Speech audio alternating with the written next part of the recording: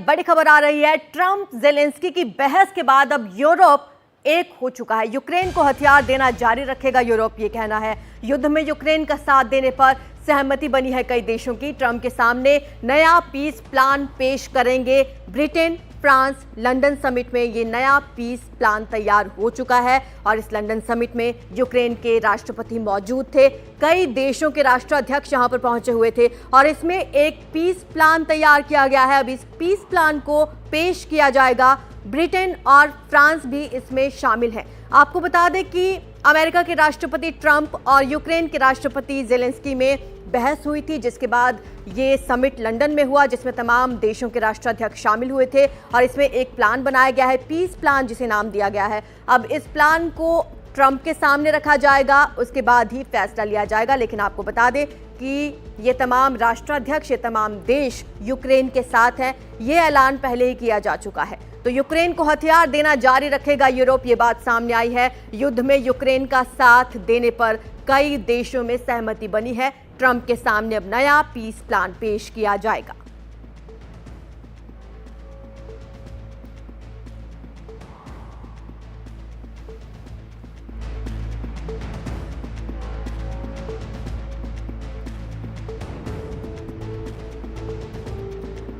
तो जेलेंस्की और ट्रंप के बीच जो विवाद हुआ, उसके बाद यूरोप ने मोर्चा संभाल लिया है। अकेले पड़े यूक्रेन के साथ खुलकर ये तमाम देश सामने आए हैं। ब्रिटेन ने साथ दिया है खुलकर। ब्रिटेन और यूक्रेन की $2 अरब की डील हुई है। यूक्रेन को 5000 एयर डिफेंस मिसाइलें दी जाएंगी ब्रिटेन की तरफ से। ये बड़ी डील यूक्रेन और ब्रिटेन में हुई है। आपको बता दें, जब जेलेंस्की और ट्रंप का ये पूरा विवाद हुआ था, उसके बाद कई देशों ने अपनी सहमति जताई थी यूक्रेन के राष्ट्रपति के साथ।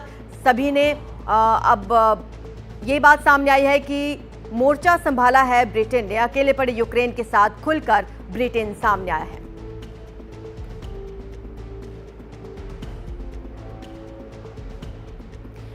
तो जेलेंस्की ट्रंप विवाद के बाद यूरोप ने मोर्चा संभाला है। अकेले पड़े यूक्रेन के साथ खुलकर सामने आया है ब्रिटेन और यूक्रेन की $2 अरब की डील हुई है। कौन कौन से ऐलान है ये आपको बताते हैं। 5000 एयर डिफेंस मिसाइलों की ये डील क्रैक की है। आपको बता दें, यूक्रेन और ब्रिटेन के बीच ये डील हुई। यूक्रेन की धरती पर ब्रिटिश जवान तैनात रहेंगे। इस डील में ये बात भी शामिल है। यूक्रेन की सुरक्षा चिंताओं का ध्यान रखा जाएगा, ये ब्रिटेन के प्रधानमंत्री कीर ने अपील की है। साथ ही यूरोप की सुरक्षा हमारी पहली प्राथमिकता होगी, ये कहना है ब्रिटेन के प्रधानमंत्री का। उन्होंने ये भी कहा कि यूरोप को पुरानी गलतियां नहीं दोहरानी चाहिए, यानी कि इस बार अब साथ यूक्रेन का दिया जाएगा। उन्होंने कहा हमें अपनी मजबूती के लिए निवेश करना होगा। तो ये डील यूक्रेन और ब्रिटेन के बीच हुई। ब्रिटेन के प्रधानमंत्री ने कहा कमजोर डील की वजह से पुतिन ने दोबारा हमला किया और इस बार ये डील मजबूत होनी चाहिए। यूक्रेन को हम 5000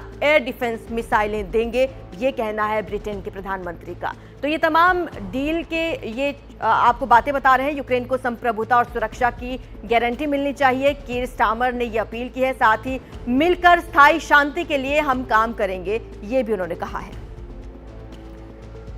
तो हमारे साथ जुड़ रहे हैं मोहम्मद गजाली, संवाददाता हैं हमारे। Retired major general Sanjay Meston हमारे साथ जुड़ रहे हैं। साथ ही अशोक सज्जनहार, पूर्व राजनयिक हैं, वो भी हमारे साथ हैं। सबसे पहले मोहम्मद गजाली, मैं आपके पास आऊंगी। क्या कुछ हुआ है इस डील में? 5 बड़ी बातें हमने बताई। यूक्रेन को कितना फायदा है इससे?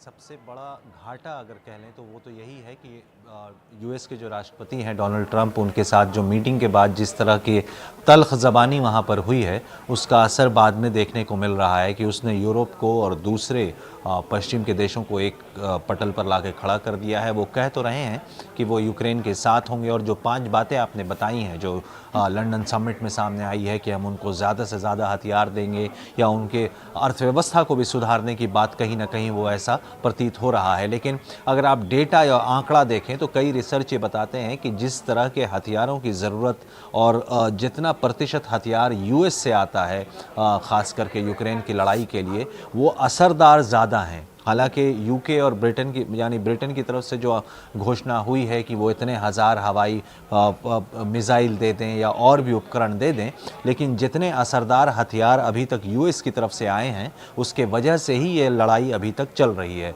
दूसरी चीज़ कि अभी भी जब अमेरिका किसी को कुछ हथियार देता है तो उसके कई प्रोविज़न होते हैं, यकायक उसको रोका नहीं जा सकता। हालांकि ट्रंप ने कहा है कि वो उसे रोक देंगे या वो रिलीज़ नहीं करेंगे, लेकिन बाइडन के टर्म से जिन चीज़ों को जारी किया गया है उसके बहुत से शिपमेंट ऐसे हैं जो अभी भी यूक्रेन को मिलते रहेंगे।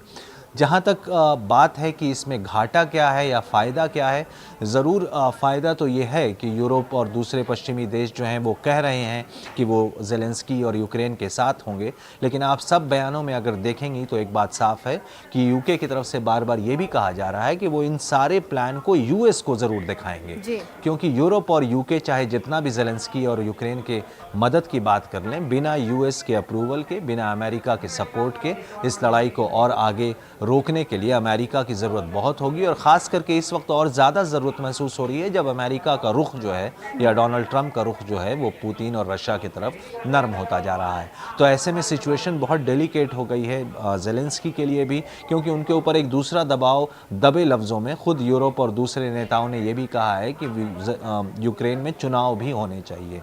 और कई अलग अलग तरह की वीडियोज़ या यूक्रेन से अलग अलग तरह की खबरें आ रही हैं जो जंग से रिलेटेड नहीं है। वहाँ के लोगों के ओपिनियन क्या है, वहाँ पे जो पोल रिजल्ट्स आ रहे हैं, सर्वे रिजल्ट्स आ रहे हैं, उसमें भी देखने को मिल रहा है कि ज़ेलेंस्की वहाँ पर कितने लोकप्रिय जंग से पहले थे, जंग के दौरान थे और अब कितने हैं। तो इन सब चीज़ों को भी आंकना ज़रूरी होगा। और ख़ास करके जहाँ तक मेरी समझ कहती है कि यूके और यूरोप की तरफ से जो दम भरा जा रहा है कि वो ज़ेलेंस्की की मदद करेंगे, हथियार देंगे, तो इसमें कहीं ना कहीं वो अपने वर्चस्व को बरकरार रखना चाहते हैं, क्योंकि उन्हें ख़तरा है कि अगर इस जंग को अभी रोक दिया जाए या ज़ेलेंस्की फ़ौरन सीज़ फायर के लिए या युद्ध विराम को मान जाते हैं तो कहीं ना कहीं जिसको हम अपने जर्नलिज्म में या हर जगह नेता यूज़ करते हैं मॉरल विक्ट्री, रशिया उसको भी वहाँ ज़रूर यूज़ करेगा, जो मनोबल के लिए काफ़ी कमज़ोर या उस एंगल से अगर देखा जाए तो यूक्रेन और वेस्ट के मनोबल पे बहुत गहरा असर पड़ेगा अगर अभी फ़ौरन जंग रुक जाती है तो। क्योंकि रशिया ने जिन इलाकों पर कब्ज़ा किया हुआ है अभी तक उन इलाकों को रशिया के कब्ज़े से छुड़ाने वाली बात किसी ने भी पीस प्लान में ज़ोरदार तरीके से नहीं कही है। बिल्कुल, मैं लौटूंगी इस पर, चर्चा बरकरार रहेगी, लेकिन उससे पहले अपने दर्शकों को ये बता देते हैं कि आखिर लंदन की मीटिंग में हुआ क्या। आपको बता दें कि रविवार को 19 यूरोपियन नेताओं की ये बड़ी बैठक हुई। इसमें तमाम राष्ट्राध्यक्ष शामिल रहे। ज़ेलेंस्की के साथ बहस और ट्रंप के रुख पर इस बैठक में चर्चा हुई। हालांकि बैठक ये पहले से ही निर्धारित थी। ब्रिटिश पीएम ने यह कहा कि ये निर्णायक घड़ी है, हमें अब फैसला लेना होगा। ब्रिटेन, फ्रांस ने वैकल्पिक पीस प्लान तैयार किया। अब ये पीस प्लान ट्रंप के सामने रखा जाएगा। यूक्रेन को मदद जारी रखने पर तमाम देशों ने अपनी अपनी सहमति इसमें जताई है। यूक्रेन का पक्ष मजबूत करने पर बैठक में मंथन हुआ। इस बैठक में यूक्रेन को हथियार सप्लाई बढ़ाने पर बातचीत की गई, जिसमें तमाम देशों के राष्ट्राध्यक्षों ने अपनी सहमति जताई है। हमारे साथ हमारे गेस्ट मौजूद हैं। सबसे पहले मैं गजाली आप ही के पास आऊंगी। क्या लगता है इससे जियोपॉलिटिक्स पर कितना असर होगा, जो भी पीस प्लान या जो भी इसमें सहमति जताई गई है बैठक में? पीस प्लान की अगर आप हिस्ट्री देखें तो बाइडन के वक्त भी एक पीस प्लान की बात हुई थी और वहाँ खुद जो है अभी ट्रंप एडमिनिस्ट्रेशन में जो वहाँ के बहुत सीनियर ऑफिशियल हैं उन्होंने एक विदेशी चैनल की बातचीत में बताया था कि इस्तांबुल में भी एक पीस प्लान बताया गया था। और अब जो यूएस पीस प्लान की बात कर रहा था जब तक ज़ेलेंस्की और ट्रंप की मुलाकात नहीं हुई थी, तो वो करीब करीब उसी इस्तांबुल और बाइडन के दौर में जो पीस प्लान की बात हो रही थी उसी ढर्रे पर बनाया गया था। तो कहीं ना कहीं एक बात तो साफ उस यूएस अधिकारी ने की थी उस इंटरव्यू में कि जो बाइडन की तरफ से जो पीस प्लान प्रस्तुत किया गया, फिर बाद में उन्हीं लोगों ने उसको एक्सेप्ट नहीं किया या ज़ेलेंस्की को वो पसंद नहीं आया।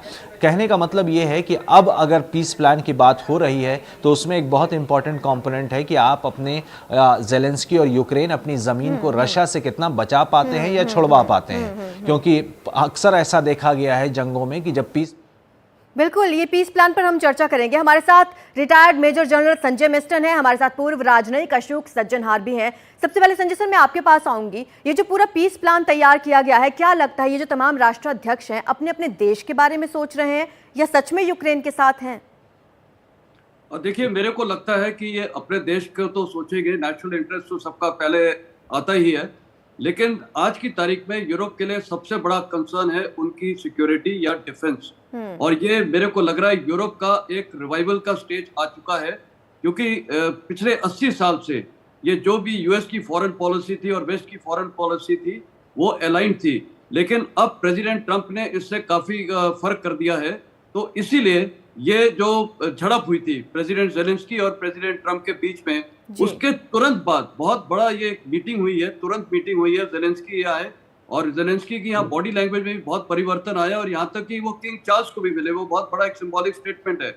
और आपको याद होगा ये स्टारमर ने वहां पर प्रेसिडेंट ट्रंप को एक इनवाइट दिया था किंग चार्ल्स की तरफ से, यहाँ तो इनवाइट ही नहीं था।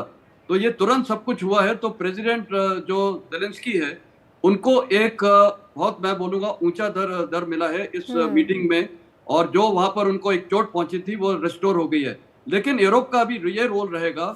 यूरोप को आज पता है कि उनके लिए ये सबसे बड़ा टॉप प्रायोरिटी है यूरोप की सुरक्षा, जिसमें यूक्रेन शामिल है। और अगर आज वो यूक्रेन को डिफेंड नहीं कर सकते हैं और यूक्रेन खुद को डिफेंड नहीं कर सकता है, ये जो हथियार वगैरह इनको मिलेंगे, तो फिर अगला टारगेट यूरोप को होगा। उनको लिए ये सबसे बड़ी कंसर्न है। अमेरिका के लिए भी देखिए, मैं बोलूंगा इनडायरेक्ट कंसर्न जरूर है, डायरेक्ट नहीं है। ये तो थ्रेट है। जितनी आज तक लड़ाइयां हुई है, अमेरिका ने जितनी लड़ाई आज 80 साल से लड़ी हैं, जितनी भी, सब में ये नाटो और ये कई यूरोपीय देश शामिल थे। मैं तो बोलूंगा साउथ कोरिया, जापान वगैरह भी थी। अफगानिस्तान में 52 कंट्रीज थी। तो कहने का मतलब है अमेरिका भी अगर यही ऐसा टकरार का रूप रखेगा तो आइसोलेट हो जाएगा। और अभी ये जो मीटिंग हुई है, यूरोप ने बड़ी अच्छी एक स्ट्रेटेजी की है कि उन्होंने प्रेसिडेंट ट्रंप को इंपॉर्टेंस दी है कि हमें यूनाइटेड स्टेट्स की बहुत रोल है, इंपॉर्टेंस है, और जो आपने बोला पीस प्लान भी प्रेजेंट किया जाएगा। तो मेरे को लगता है कि अभी भी ये स्टेज है कि शायद प्रेसिडेंट जेलेंस्की और प्रेसिडेंट ट्रंप, ये शायद थोड़ा इनको नजदीक आना पड़ेगा, क्योंकि अगर ये स्थिति आ गई कि एक हार्ड लाइन अगर प्रेसिडेंट ट्रंप ने ले ली, मेरे को लग रहा है फिर बाद में यूरोप क्या पूरा विश्व इनको, इनकी क्रेडिबिलिटी पे डाउट करेगा, आइसोलेशन मोड पे चला जाएगा। तो यूरोप, और इसीलिए आपने स्टारमर का स्टेटमेंट भी सुना, ये एक हमारे लिए बहुत ऐसी घड़ी का वक्त है कि काफी मुश्किल हालात हैं और हमें एकजुट लड़ना पड़ेगा। तो कल ये मीटिंग में ये सारा अचीव हुआ। और जहां तक ये पीस प्लान का सवाल है, मेरे को लगता है कि प्रेसिडेंट जेलेंस्की, मैक्रोन और स्टारमर के बीच में एक अलग से मीटिंग हुई है। देखिए, एक हकीकत यह है, ग्राउंड फैक्टर कंसीडर करते हुए, कुछ एरियाज तो जो रूस ने कैप्चर किए हुए, वो मेरे को लगता है जेलेंस्की को गिव अप करने पड़ेंगे। लेकिन उन्होंने बार बार एक ही चीज बोली है, हमें सुरक्षा, सिक्योरिटी चाहिए, सिक्योरिटी गारंटी। और गारंटी यही है कि जब ये प्रपोजल जब ये प्रेसिडेंट ट्रंप को पेश हो जाएगा, उसके बाद यूरोप की पीस कीपिंग फोर्स डिप्लॉयड होगी, जिसमें कई कंट्रीज ने एग्री किया है प्रिंसिपली।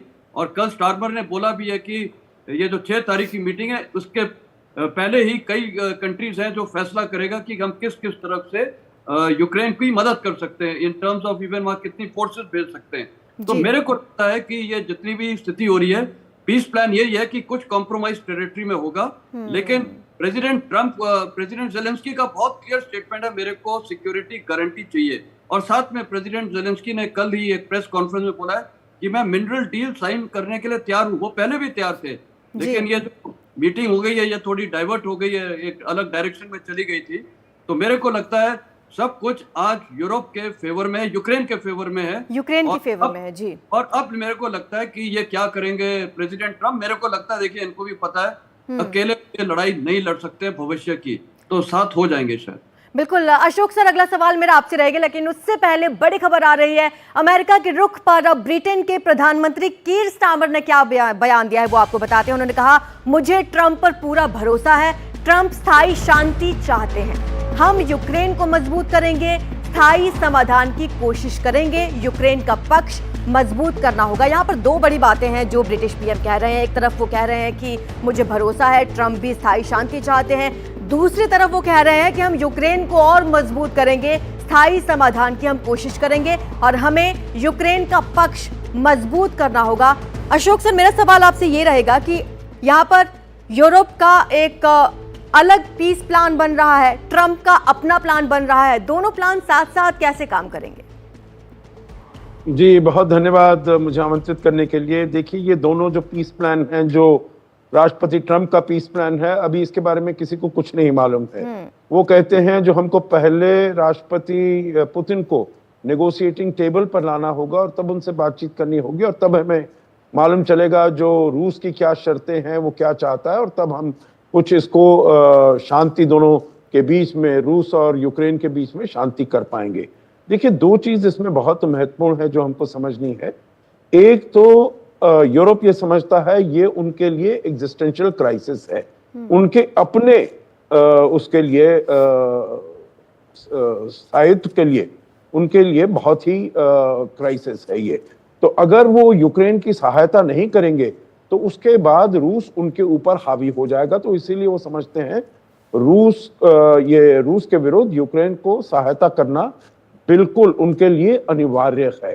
तो वो यूक्रेन को सहायता कर रहे हैं, मतलब अपने को सहायता कर रहे हैं, अपनी सुरक्षा को वो ज्यादा आगे वो कर रहे हैं। दूसरी बात है, उनको ये मालूम है जो अमेरिका के बिना, चाहे सभी रूस के देश मिल जाएं, अमेरिका के बिना वो थोड़ी देर तक तो रूस के साथ यूक्रेन मुकाबला कर पाएगा, जो भी उन्होंने कहा है ये 5000 मिसाइल देंगे वगैरह वगैरह, परंतु ना तो उतनी मात्रा में वो उसकी सहायता कर सकता है, ना जिस श्रेणी के उनको चाहिए अस्त्र शस्त्र चाहिए वो यूरोप दे सकता है। तो ये दूसरी बात है, जो अमेरिका की सहायता उनको बिल्कुल ही इसके लिए जरूरत है और इसीलिए वो उन्होंने कहा है ये पीस प्लान। और कीर स्टारमर ने भी जब मुलाकात हो रही थी तो उन्होंने कहा जो उन्होंने पहले राष्ट्रपति ट्रंप से बात कर ली है, राष्ट्रपति ट्रंप को बता दिया है जो हमारा ये पीस प्लान होने वाला है। और अब वो सभी लोग जानते हैं, सभी नेता जानते हैं, जो आप ट्रंप के बारे में अच्छी बातें कहिए, अच्छी बातें करिए, जैसे कि स्टारमर जब गए थे उन्होंने किया था, जैसे राष्ट्रपति मैक्रोन गए थे उन्होंने किया था, आप उनके बारे में उनको कहिए हाँ हम आपके साथ सहयोग करने में तैयार हैं, तो तभी वो मानेंगे और अपना सपोर्ट देने के लिए, सहायता देने के लिए वो राजी होंगे। तो ये बिल्कुल ही अनिवार्य है जो अमेरिका और राष्ट्रपति ट्रंप के साथ बात किया जाए। तीसरी बात बहुत महत्वपूर्ण है, जो अमेरिका ने यूरोप की सिक्योरिटी जो पिछले 80 साल से वो गारंटी कर रही थी, वो उसको उसने छोड़ दिया है। परंतु कीर स्टारमर के पास, जैसे आपने कहा, उन्होंने एक रिपोर्टर को एड्रेस करते हुए कहा जो हम बिल्कुल उसको अपना रिलायबल एलाई मानते हैं, हम बिल्कुल विश्वसनीय अपना मित्र मानते हैं।